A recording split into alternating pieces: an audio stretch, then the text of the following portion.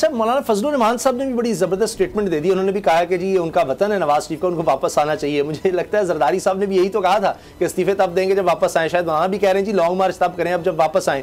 तो ये लॉन्ग मार्च का आप क्या देख रहे हैं, पंजाब हुकूमत की क्या तैयारी है? क्योंकि मौलाना फजलुर रहमान ने कहा कि जी पंजाब की सारी तैयारी शहबाज शरीफ साहब के सुपुर्द की गई है, तो मेन फोकस उनका पंजाब है।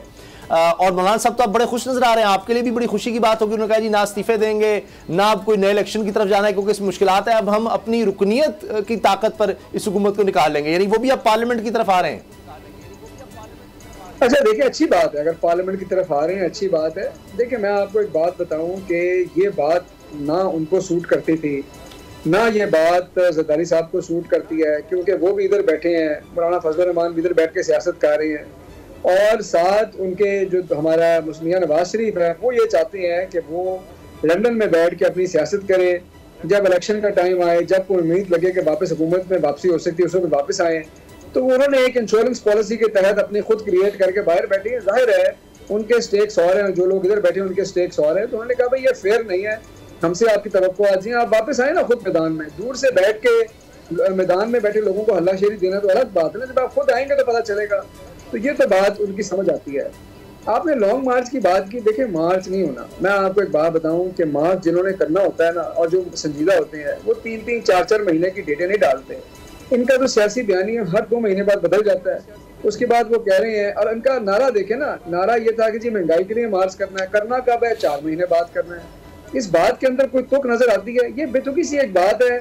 मेरा ख्याल है कि जो इनको तारीखें डालने की आदत पड़ी है कोर्ट्स के अंदर, वो ही समझते हैं कि तारीखें डालने वाला मॉडल जो है ना वो हम सियासी मैदान में भी करें। ये उन्होंने एडजर्नमेंट लिया, तारीख डाली है और अब फिर बातें चल रही हैं कि शायद उसको मजीद आगे कर देंगे। वो कह रही है कि जी किसी में इलेक्शन होगा तो ये होगा। ये मार्च करने वाली पार्टियां नहीं है, ना इनके इस्तीफों में कोई संजीदगी थी। ये ऐसे ही मैं आपको बता रहा हूँ, ये पोस्चरिंग करते हैं, पोलिटिकल पोस्चरिंग करते हैं, कोई इसमें सीरियस बात नहीं है। इसलिए हुकूमत को भी ये पता है इस बात का। अच्छा, आखिर में ये बताइएगा कि बल्दियाती इलेक्शन अब पंजाब की बारी है, खैबर पख्तूनख्वा में भी एक मरहला है, लेकिन अब अपोजिशन कह रही है कि जी वहां पर शिकस्त हुई तहरीक इंसाफ को, यहाँ तदफीन होगी पंजाब में, यानी इस तरह के जुमले बोले जा रहे हैं।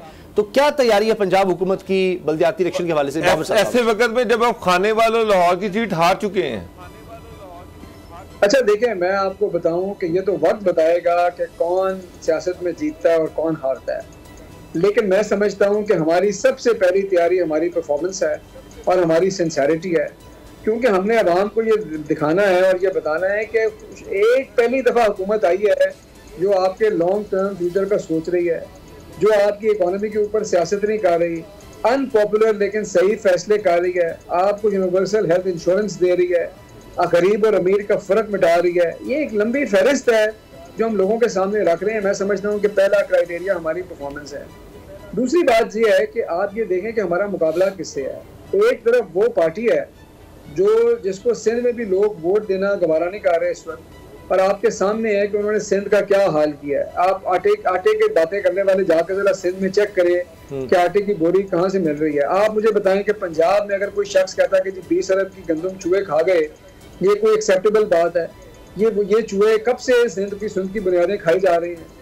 दूसरी तरफ वो पार्टी है जिसमें से एक लीडर बाहर बैठे हैं, वो वापस नहीं आना चाहते, दूसरों के ऊपर केस बने वो उसका जवाब नहीं देना चाहते। तो ये सारे सियासी भगौड़े हैं।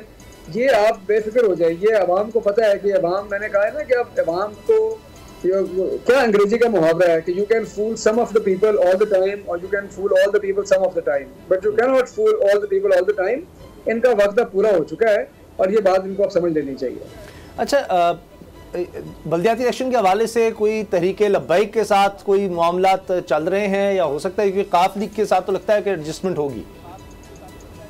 देखिए, काफ लीग हमारे इत्तेहादी हैं, उनके साथ मिलकर चलेंगे और मिलकर आगे जाएंगे। उसके अलावा अगर कोई इत्तेहाद की बात होगी तो वो आपके सामने ले आएंगे। अभी कोई ऐसी बात नहीं चल रही।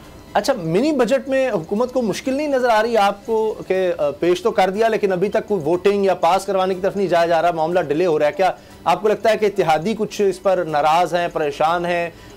फवाद चौधरी साहब तो कह रहे हैं कि किसी को कोई इतराज़ नहीं है, तहफ़्फ़ुज़ात दूर हो गए हैं, लेकिन फिर अभी तक इसको पास करवाने के लिए क्यों नहीं जाया जा रहा? नहीं, इसका एक ड्यू प्रोसेस है और ये आप देखेंगे आइंदा आने वाले दिनों में पास होगा। देखें, बात यह है कि लोगों को ना आदत पड़ चुकी हुई थी पुराने मॉडल की, जिसमें एक खानदान के 4 लोग बैठ के नाश्ते की टेबल पे फैसला करते थे और फैसला हो जाता था। हमारे दौर में ये मॉडल नहीं चलता। हमारे इत्तेहादी अपने कमेंट्स देते हैं, लोग अपने देते हैं, तमाम लोग टेबल पे जो बैठते हैं ना वो एक खानदान के होते हैं और मुशावरत से, बातचीत से चीज़ों को हल किया जाता है।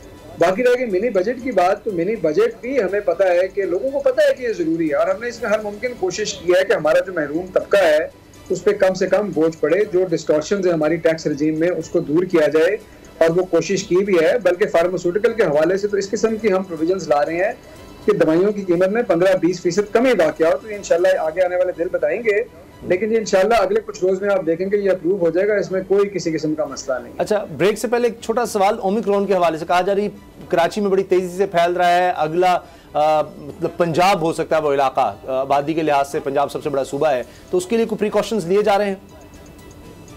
जी देखिए, अल्लाह रहम करे, क्योंकि आपको पता है कि दुनिया में इस वक्त ओमिक्रॉन बहुत तेजी से फैल रहा है।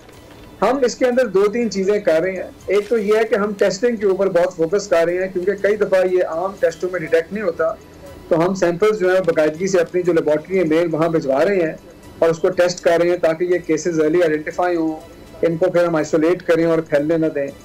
दूसरा ये है कि एयरपोर्ट के ऊपर भी काफ़ी कंट्रोल है। तीसरा ये है कि वैक्सीनेशन में इस वक्त पंजाब अल्हम्दुलिल्लाह सबसे आगे है और इस वायरस का मुकाबला हम सिर्फ और सिर्फ इफेक्टिव वैक्सीनेशन से कर सकते हैं।